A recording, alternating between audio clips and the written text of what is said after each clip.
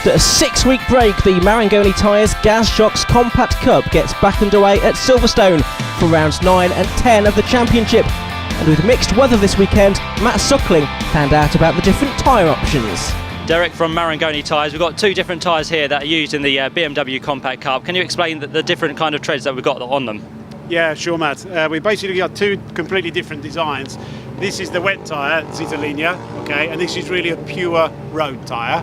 So in fact, the construction of this is something that you'd find on most kind of hot hatchbacks. So it's a pure road tyre designed for the road, but we wanted to give the guys a wet choice also for the series. This one, Zitalinia Racing, that's a full-on race tyre. So from the construction to the compound to the semi-slick is absolutely sort of race and designed purely for racing. So the main difference, of course, is the treads themselves, water dispersion capabilities. This tyre will clearly give the fastest lap times, the racing tyre clearly, but we wanted to give the guys a choice. This morning even, when there was some rain, a lot of the guys stuck to the semi-slick, and some of the guys on the semi-slick were even faster than the guys on the road tyre. So all credit to this one. So I was going to say, yeah, with the greasy conditions, is it kind of whichever one suits you best? I think if it was my choice, if there was anything but standing water, I'd stay with the race tyre. And if there was really standing water all around the circuit, I'd go with the road tyre. Brilliant stuff, great stuff on the Marangoni Tyres. Thank you very much, Matt. Shawnee, you come from Scotland, you decided to race in the UK Championship for the Compact Cup. There is one in Scotland, why did you choose to come and do this one? Because I started racing 2 years ago, never raced before, and I'd done 2 years in Scotland, and all I'd done was not kill. And I wanted to experience the atmosphere of all the English circuits and learn the English circuits. So that's one major reason why I'm down here doing that. And what's the competition like in the championship? Fantastic. Oh, it's a different league, I have to say. Just the standard of drivers down here, you've got to be on the money all the time with this championship. And what's the year in terms of the championship been like? Has it been good results? Not great results in terms of qualifying, but maybe when the second race comes round and stuff like that, I'm setting in decent lap times and stuff, but I could be finishing further up the field. I've had a few instances with the car where I've had the car hit a couple of times and stuff like that. Again, you expect that in this type of championship, you know, but very, very exciting racing. Aaron Lloyd from Safety Devices, you're a sponsor of the championship now. Just tell us a bit about what Safety Devices does. Safety Devices are a manufacturer of roll cages or rollover protection, just celebrated 40 years, so we know a bit about what we do.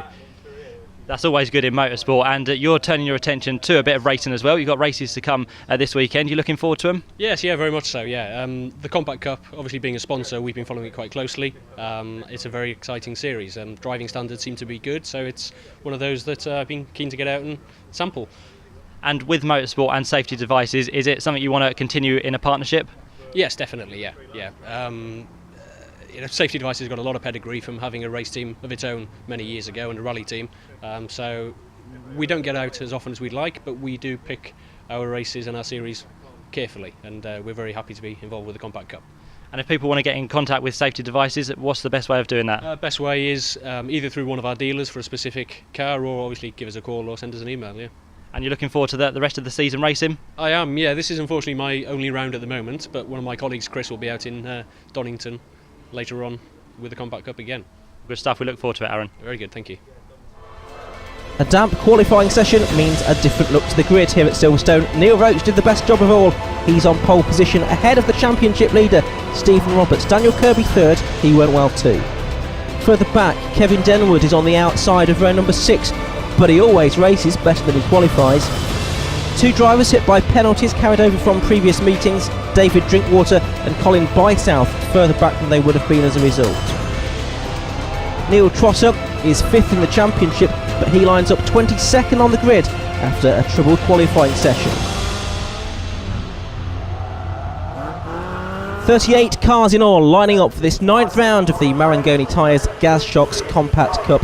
It's a 13-minute plus 1 lap race. A lot of work to do for Stuart Voice, 2nd in the championship, but row 7 of the grid today. As the lights go out, away we go. A good start there by Alex Dew from the inside of the 3rd row. It looks like he's made up a little bit of ground as they head down to the right-hander at Abbey for the first time, but the best start made by Steve Roberts from the outside of the front row, and from the outside of the 2nd row it was the red car of Alan Kirkcaldy that was up to 2nd place. On board here with Scott Lawson, he started in 35th position on the grid, row 18 for him. He's trying to find a way past the number 37 car of Jim Carolan, so he's made up some ground already. Down towards the link they go for the first time. You can see they head over a bump there that unsettles the cars before they turn into the right-hander that brings them back onto the Hanger Straight. We're on the 1.85 mile international layout at Silverstone this weekend, running from the fantastic wing facility used for the British Grand Prix. On board with Greg Graham in car number 30. He started on row 9 of the grid today, as it's Roberts leading, Kirkcaldy in second. It looks like Neil Roach is in third place, making their way around Stoke Corner. That's Neil Trotter. He's got ground to make up. He lies 5th in the championship coming into this weekend, but he was a long way back on row 11. A new track, difficult conditions in qualifying. It means we've got a very shaken up grid and a good racing prospect then. That's the 18 car there of Strassen Mackay, just ahead of 65 Simon Roach and 67 David Drinkwater, both drivers that will be looking to make up places during the course of the race, as will that man, the 21 car Stuart Voice, with the spoiler on the back of his car. He's not been off the podium yet this season, but he started 14th on the grid today. And there's Martin Gambling trying to find a way past Neil Roach now. Gambling, who started 6th on the grid, he's had 4 third positions on the bounce, but he's side by side here as they head down into Village, the hairpin, and Martin Gambling goes through on the inside, and so too does Alex Dew. So Neil Roach has been mugged a little bit there. It looks like Alex Dew in fact has made up 2 positions as they now turn their way back onto the Hanger Straight once more. Pole position for Neil Roach today, but he's already lost several positions in the first 2 laps. Down the Hanger Straight now, under the vehicle bridge, and you can see that it's Dew now at the head of this group as the top 2, Roberts and Kirkcaldy, have pulled away. So this is the fight for third place, and it's Dew, Gambling and Roach who seems to carry more speed through Stoke Corner there. Can he keep it on the circuit? Yes he can. Now Dew has Gambling attacking to the outside. He thought about looking to the inside, but no, he's staying on the outside line. Is Martin Gambling. That's going to give him the inside line for Club Corner, but he's not quite got the overlap that he needed. So Dew holds on to third with that good move at Village half a lap ago. Then Gambling in 4th, and Neil Roach, our pole position man, in 5th place. Through to start another lap then. Down the international pit straight towards the sweeping right-hander at Abbey they go. I should imagine it's flat in these 318 Ti compacts. The 36 version. There's Greenwood then in that lateral entered car. He headed up to Knockhill to take on the Scottish regulars recently. Oh, and some contact there, and that's Greenwood that's been pushed out wide. He's all over the tarmac runoff area on the outside of the circuit. He is able to continue though, but he's lost quite a few places as a result of that. Action all the way down the pack. That's Dean Cook in the number 17 car, but synchronised spinning behind him. Looks like one of those involved is the 23 car of Andrew Cunningham. It's number 40 going through for Ros Darver, but Scott Lawson getting ahead. And there's that number 59 car of Aaron Lloyd, the safety devices entered machine. Martin Gambling's having another go around the outside. This time he has got the overlap going into Club Corner. But again, Alex Dew, the former stock hatch and Clio racer, is able to stave off his challenge. And it's compromised Gambling now because Neil Roach is on the attack. Very quickly though, Roach loses a few car lengths to Gambling as they get back onto the international pit straight. Down towards the right-hander at Abbey. The car at the rear of this group is number 28, Daniel Kirby. And I think a lap ago it was Kirby that made a little bit of contact with Bryce Greenwood that caused him to run wide off the circuit. Here's Scott Lawson still having that battle. Lawson, you can see with the black cross on the yellow background there, that means he's a novice in his first few car races, getting signatures on his licence on the clerk of the course at each meeting, assuming he completes the race in a safe fashion. There's Voice in the 21 car trying to find a way past the number 57 BMW of Will Gibson from Camberley, but Voice has made a little bit of progress, but it's not been nearly as quick as he would have liked. Here comes Martin Gambling again. He's determined to get third position away from Alex Dew here, and he goes through on the inside at Stoke Corner. So the former low-cost race winner gets the place away as further back. As contact was there. Certainly we've got a car losing ground now, so that's Neil Roach that has lost out to Daniel Kirby. Has lost quite a few car lengths as well. Stuart Voice now at the head of the next pack, but he's under pressure from Will Gibson, who's trying to go through on the inside, but that's going to give him the wrong line for Club Corner. And now Voice slides out and loses a couple of positions as well. So some of the hard work that he's already done has been undone. I think David Drinkwater and Simon Roach, two of the drivers to slip through there. This is the view from on board with Greg Graham, car number 30, heading into Abbey Curve. Then the left-hander at Farm, another very quick corner. Then they'll arrive at Village, the hairpin. Heavy braking area here. Oh, and someone going wide. Is that Greenwood possibly off again? It might well be. Not sure how he managed it this time. And you could see from the onboard camera the bumps and undulations of this circuit, where the drivers are reconnecting with the Grand Prix loop by cutting through the link.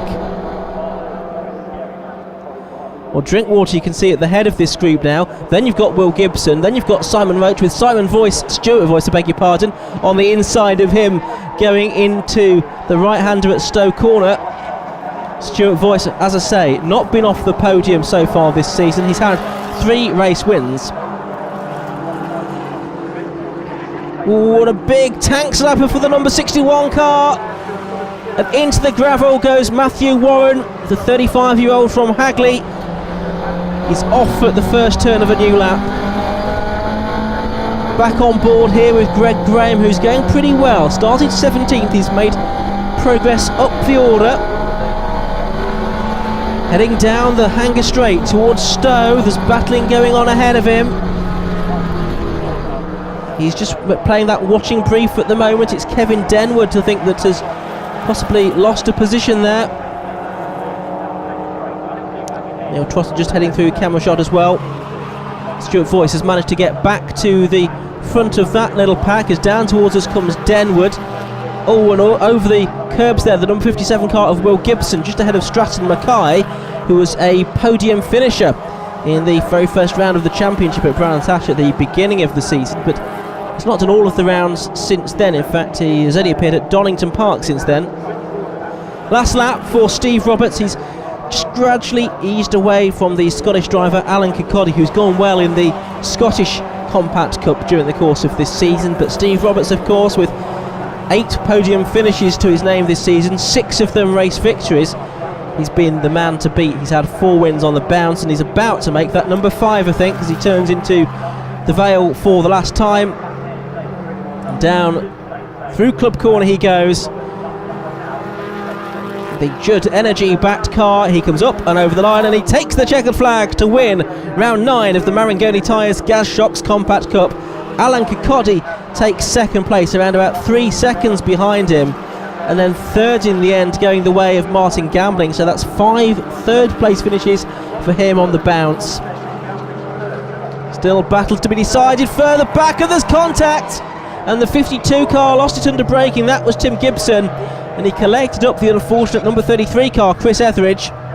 They'll both continue and make it to the checkered flag, but each of them will have lost a few places. And it was unfortunate there that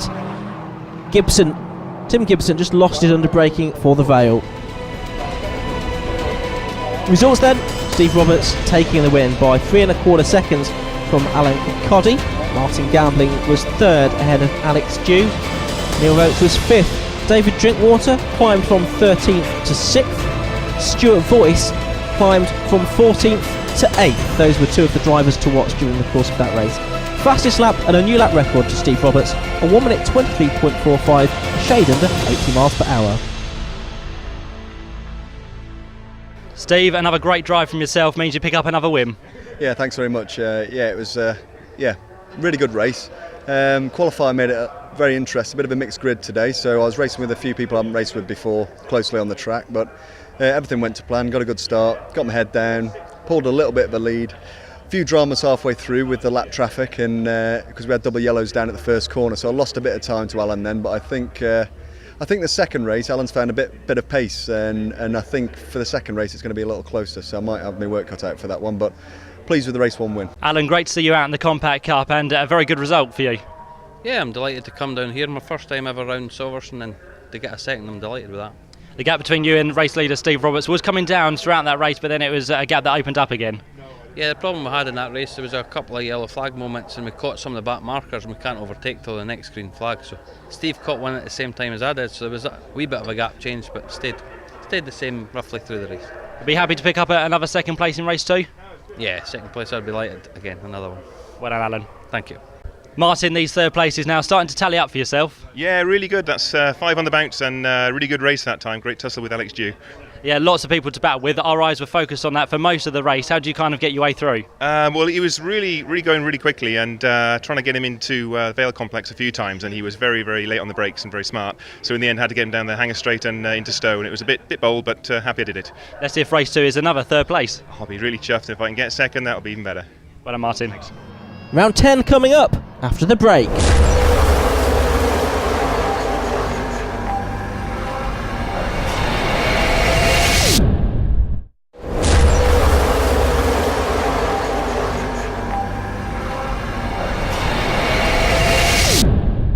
Phil Glue, great to see you here with the Compact Cup. It's a great little series as well. It's absolutely fantastic. You know, it's really competitive throughout the whole field. You can see loads of races going on throughout the whole race, and 40 odd cars, or 38 today I think it is. It's just a great little championship. And it's aspiring touring car drivers that can get into this very cheaply. Absolutely, you know, it's good to come back and see the grassroots again, because there's no politics. You can just get on and race and enjoy it. You know, as soon as you start getting further up the sort of different championships, it just becomes a lot more politics, a lot more money, and it's not as enjoyable. But this is great to see everyone having fun today. Would it be something you'd like to get behind the wheel of? Absolutely, if the opportunity came about, then it'd be great to come back and do a bit of grassroots racing, and back to rear-wheel drive. It's that's what it's all about. Rear-wheel drive is a lot of fun. I've been doing front-wheel drive for a few years, and this championship would be a lot of fun to come back to. And are you heavily involved with WD-40? Absolutely, yeah. That's why I'm here today. I presented the awards for WD-40.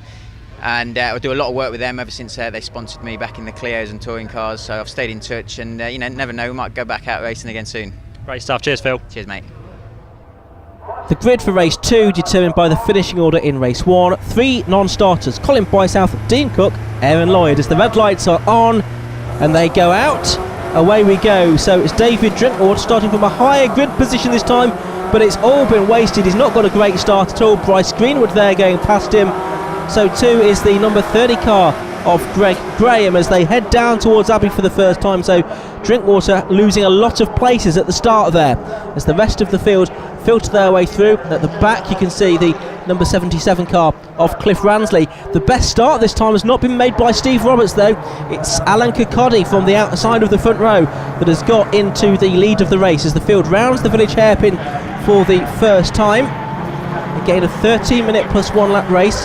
Stuart Voice has made a good start, you can see, up to 4th place already. He started 8th on the grid. Someone running wide over the grass there on the exit of the link. The leaders heading down towards Stowe Corner for the first time then. Roberts in the slipstream, Kirkcaldy trying to break it. Roberts to the outside line going into Stowe Corner, but not close enough to make it work. Kevin Denwood too has made a good start. I think he's up to about 6th from 10th on the grid. The field turning their way through Stowe then for the first time. 35 cars then starting this race, and down towards the Vale, and Steve Roberts has gone through. A mistake possibly from Alan Kirkcaldy because he's lost 2 places. Through on the inside of the first part of Club Corner goes Martin Gambling. Kirkcaldy goes down to 3rd, and now is under pressure from Stuart Voice as they come through to start lap number 2. Voice from Billericay in the number 21 car, the dark blue car, the spoiler on the back, and the Union Jack livery on the car as well. See, Drinkwater has regained some of the ground that he lost as the cars left the grid. There's the number 10 car of Scott Carruthers from Worcester. There's Kirkcaldy then. He is still trying to fend off both Stuart Voice and Alex Dew, who was 4th in the earlier race. Dew has been very consistent this season, but he's not yet been on the podium. He does lie 3rd in the championship though. 8 or 9 drivers have taken podium finishes during the course of the season. Down towards the right-hander at Stoke Corner they go. So Roberts already starting to stretch out a bit of an advantage over Martin Gambling. As further back, there's an attempt made on Kevin Denwood's position there by Neil Roach, who doesn't make it through. David Drinkwater in the number 67 car is starting to get involved as well. Always spectacular in that yellow machine. He's buzzing around the back of Roach now. He goes to the outside line at the Vaux, which is not a bad thing to do. If you can get the overlap, it gives you the inside line for Club Corner. That's not what's happened this time though for David Drinkwater. In fact, if anything, he's going to lose ground because Will Gibson and Bryce Greenwood have managed to squeeze their way through on the inside. Drinkwater running wide on the exit of the corner, all four wheels off over the white lines on the edge of the circuit. Voice now ahead of Kirkcaldy. Kirkcaldy still trying to keep Dew behind him, then a gap back to the best of the rest, and it's Drinkwater and Roach going side by side, and this time it was Roach that got squeezed out a little bit there by Drinkwater, and he's going to lose ground to his brother as well, Simon, in the Rutec International car heading through on the inside line at Club Corner. So Simon Roach making up some ground. He started 9th on the grid. Kirkcaldy, the Scot, still ahead of Dew, the 27-year-old from Bampton. It's a new car for 2013 for Alex Dew, built by Raw Motorsport. Robin Welsh is concerned. Always builds a very good car indeed. I know a number of drivers trying to get into the Compact Cup, possibly going with him to build their car for either later this season or maybe next year. Lots and lots of interest in the Marangoni Tyres Gas Shocks Compact Cup. It's a great formula. It's producing some great racing as well, especially down the field. So we go back on board with Greg Graham then. He finished 11th in the earlier race. He'll have been very pleased with that. It would have been his best finish yet in the Marangoni Tyres Gas Shocks Compact Cup. Down towards Stoke Corner. We're on board with him. Turning our way into the right-hander. It's a wide old circuit, Silverstone, so there's plenty of room for cars to fan out 3 or 4 cars wide into Stoke Corner. Down towards the Vale, which is a tricky corner to work out what to do. If you go for the inside and make a move there, then you're going to be on the outside line for the next 2 right-handers, the first and second parts of Club Corner.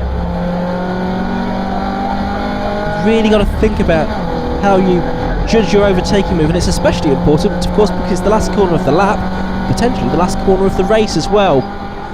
Back on board with Greg Graham then as he heads down the start and finish straight, the international pit straight into Abbey, the right-hander, now the left-hander at Farm. Oh, and running wide and getting a big moment on there is number 77, that's Cliff Ransley.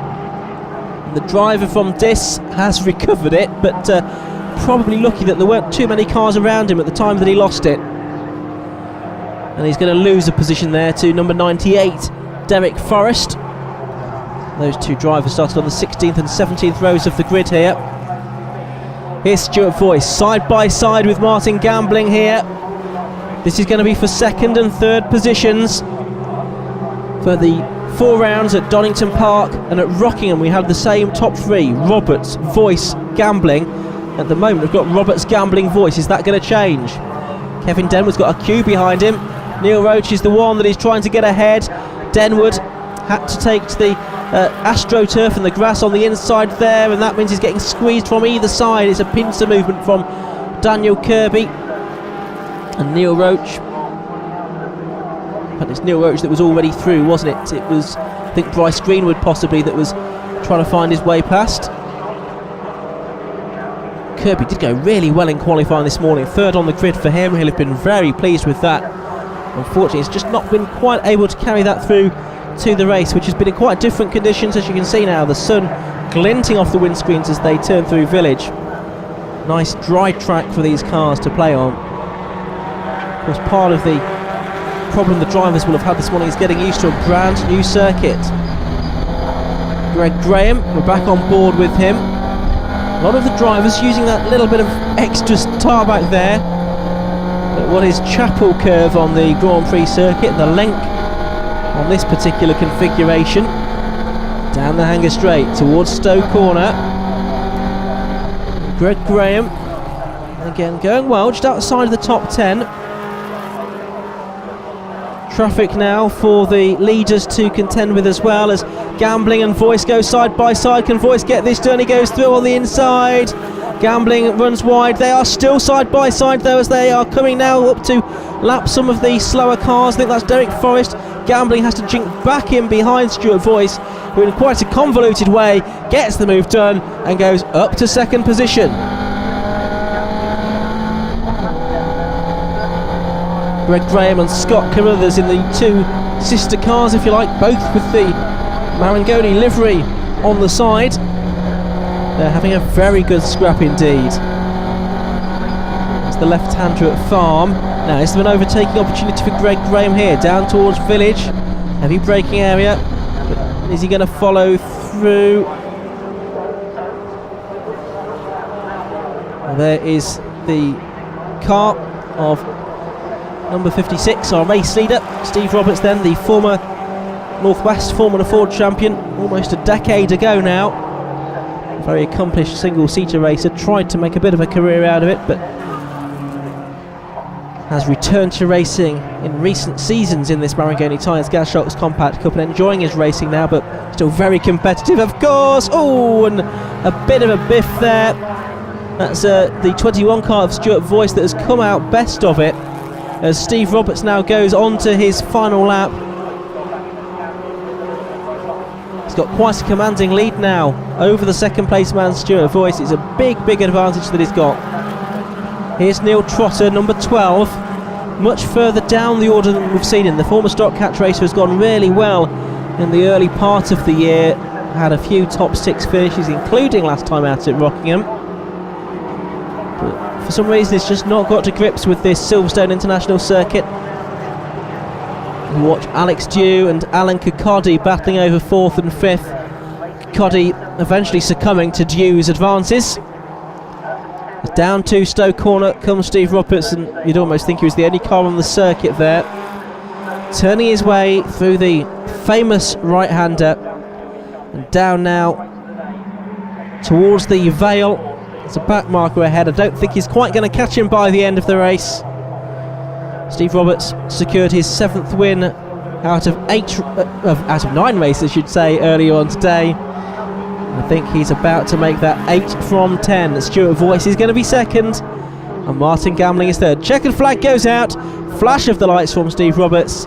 He'll be absolutely delighted with that. Here comes Voice in second, and with Martin Gambling third for the 5th time in 6 races, we have the same top 3. Alex Dew and Alan Kirkcaldy are 4th and 5th. David Drinkwater coming across the line in 6th position. So that's how the results look then. Roberts winning by just under 9 seconds from Voice, less than a second between Voice and Gambling in the end, and only a quarter of a second between Dew and Kirkcaldy, 4th and 5th. Further back, the brothers Simon and Neil Roach finished 7th and 8th. Bryce Greenwood 9th and Kevin Denwood started and finished in 10th position. How does all of that affect the championship points? Well, Steve Roberts, no surprise, extends his advantage now. He's 24 points clear of Stuart Voice with just 4 rounds remaining at Donington and at Cadwell. Alex Dew 3rd, Gambling 4th, and Denwood is 5th. Steve Roberts, once again, these first places are starting to rack up, but it's where you want to be. Definitely where I want to be. Keep racking them up, because the differential in the points is not that great, so I just want to keep pumping the wins in, and I've got me sights on the championship now, so hopefully I haven't jinxed myself, but I'm going to get to Donington Park and try and go for 2 more wins. But I take my hat off to Stuart Voice then. He started 8th, well, he started the weekend at 15th in the first race, and he's come back and he was right there in the mirrors, literally the second corner. So I knew I had to get my head down, so I knew he was on a mission, and him and Gambling were battling amongst themselves, which allowed me to get away and pull a bit of a gap. So I had that safety net, I got a couple of seconds on him in the first couple of laps and just managed to hold that lead. Well, onwards to Donington Park now, and we'll see what the weekend will bring there. I can't wait.